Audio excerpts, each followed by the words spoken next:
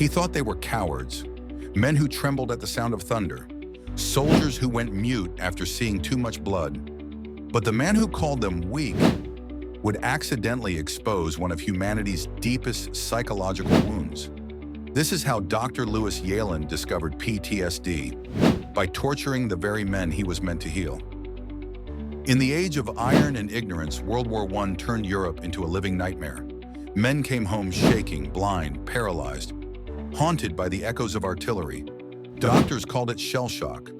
But Yealland, a British neurologist, didn't believe in trauma, only discipline. He claimed their suffering was cowardice in disguise, and that pain could shock courage back into them. In his clinic, men were strapped down like criminals.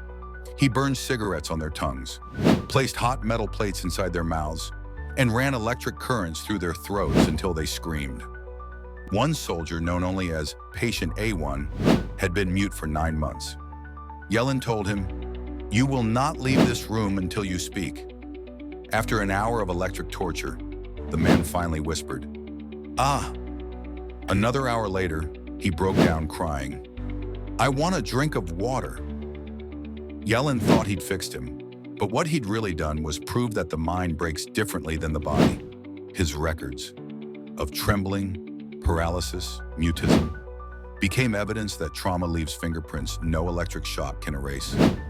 Years later, Freud's student Abram Kardiner studied these same cases and named what Yealland could not see: post-traumatic stress disorder. The irony is brutal. A man who believed pain was the cure became the first to document the wounds of the soul. Sometimes history's progress isn't born of compassion, it's carved out of cruelty. Subscribe for more true stories where human darkness accidentally revealed human truth.